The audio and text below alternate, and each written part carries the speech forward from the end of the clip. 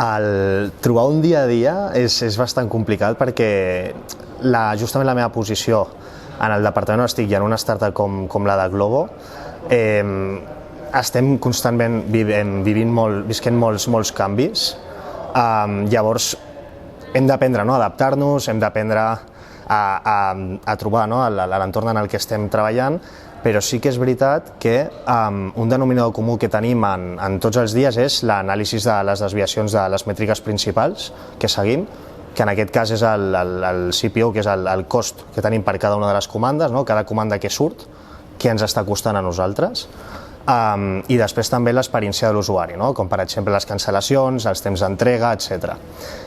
Cada dia que ens desviem hem de veure què ha passat i després, analitzant l'entorn en el que estem, perquè com bé t'he dit abans som un departament molt dinàmic, amb molts canvis, hem de saber quins recursos comptem en cada un dels moments, amb quin personal, si hi ha alguna legislació política que hem de tenir present, Llavors aquest és una mica el dia a dia. I alhora també en la posició de management és molt important estar molt per al teu equip, perquè al final són persones i els hi has de donar suport tant a nivell professional com personal, i això al final també és una gran inversió de temps. El que més m'ha agradat és la gestió de personal. La gestió de personal, el veure com un mànager pot tenir un impacte sobre el creixement d'una persona,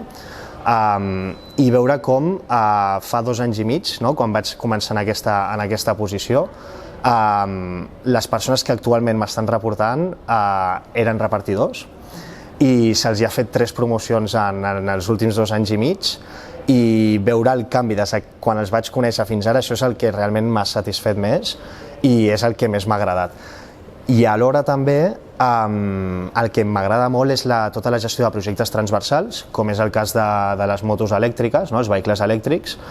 tot el que comporta l'operativa, el contacte amb el proveïdor, assegurar que tenim les motos operatives disponibles per dur a terme la nostra tasca, que és enviar el producte a casa del client. Llavors, això és una de les parts que també, la veritat, m'agrada molt. Ara, avui, per exemple, hi ha un grup de treballadors aquí a l'oficina que estan fent els Glovo Cares. Li diem Glovo Cares perquè és tenir i empatitzar amb els repartidors, i què millor que fer-ho des de la seva pell. Llavors, un cop cada 3 mesos, els empleats de l'oficina treuen comandes com a repartidors. Vaig entrar primer a la part d'expansió de Catalunya, en el departament comercial. Era una època on teníem presència en les ciutats més grans, com Barcelona, Sevilla, Madrid, Saragossa, València, i vam apostar per començar a fer arribar el nostre servei a ciutats més petites, i a mi em va tocar portar la part de la Comunitat Autònoma de Catalunya, i havia de contactar amb els restaurants que tenien més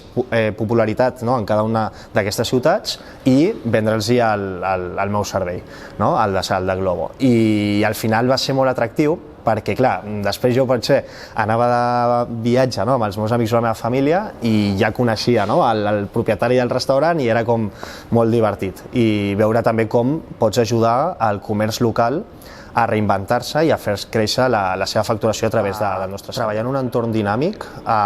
on no trobes una monotonia és el que realment et fa enganxar al dia a dia i dir, ostres, a veure quina és la següent, a veure quin és el següent canvi, a veure quina és la següent estratègia, i amb el cas dels vehicles elèctrics, fa 2 anys ja que els vam implementar. Abans, els repartidors, els que treballen per als MFCs, els supermercats propis de Glovo, són contractats. Abans ells aportaven el seu vehicle de combustió, i allà va ser quan vam fer l'aposta per introduir els vehicles elèctrics, i allà va haver-hi un canvi positiu, tant a nivell econòmic com a nivell d'impacte en el medi ambient. La motivació em ve de llarg. Soc un friki de la indústria per la que estic treballant, del delivery, dels vehicles elèctrics, i per donar dades ràpides, en el mercat d'APAC, que és Àsia i Pacífic, hi ha una cultura de consum online que és més de 2 vegades la d'Europa.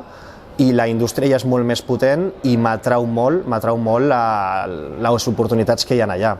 Per exemple, a Jakarta, la capital d'Indonèsia, hi ha més motos de combustió que ciutadans.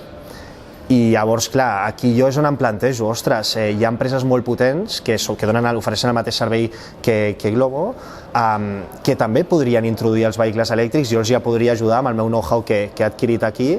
i és una cosa que m'atrau molt. I la pregunta de per què Austràlia? Per la limitació de l'idioma, perquè a Singapur,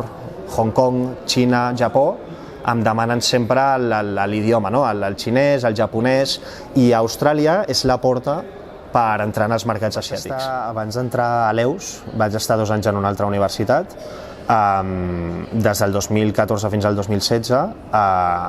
estudiant un grau bastant semblant,